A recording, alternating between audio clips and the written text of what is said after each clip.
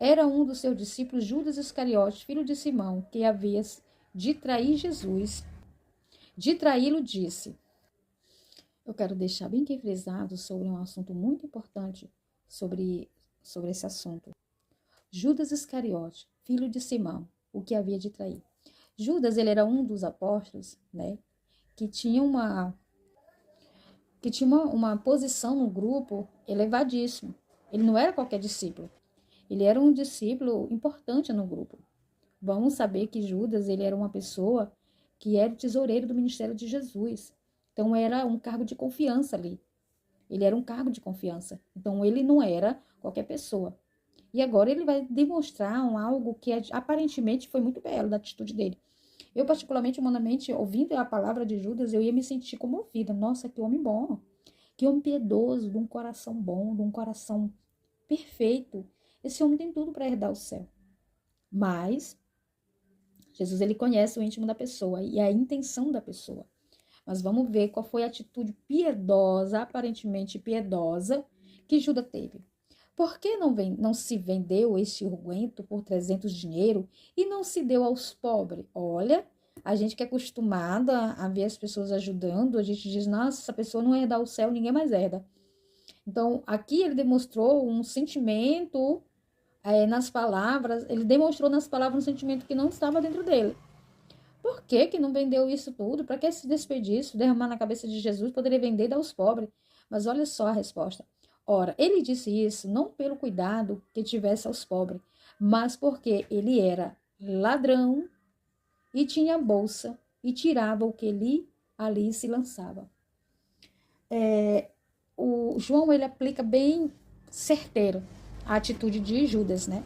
Ele fala claramente as atitudes e as intenções de Judas. Às vezes nós encontramos pessoas que aparentemente têm boas intenções, que aparentemente faz tudo bonito, que aparentemente tem um coração piedoso, tem uma mente boa, tem como falam as pessoas, uma áurea boa. Mas Jesus conhece a intenção do coração do homem.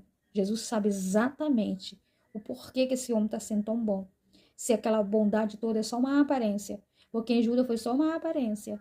Ele demonstrou ali algo que ele não era de verdade. E os discípulos conheciam quem era Judas. E Jesus também conhecia.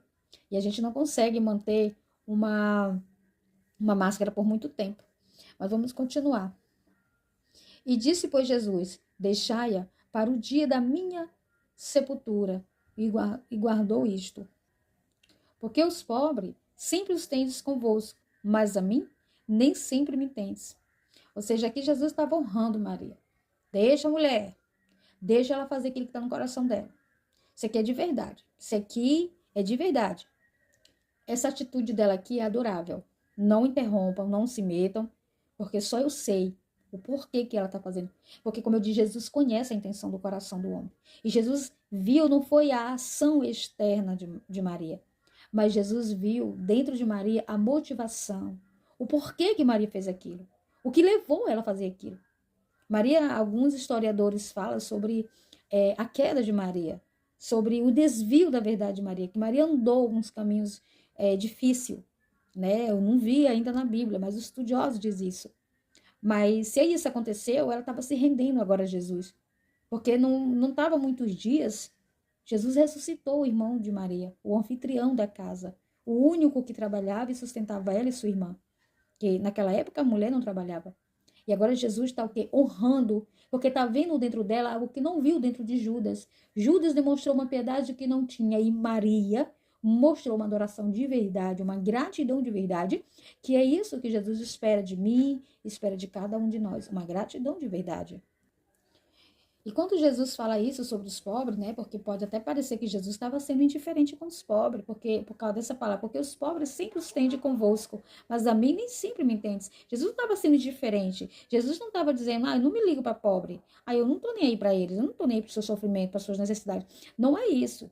Jesus estava entrando no assunto do que estava acontecendo naquele momento.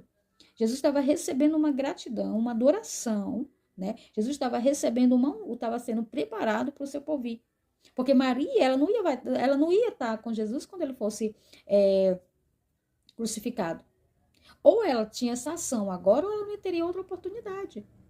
Porque esse lugar onde eles se encontram aqui é pelas bandas do Mar da Galileia.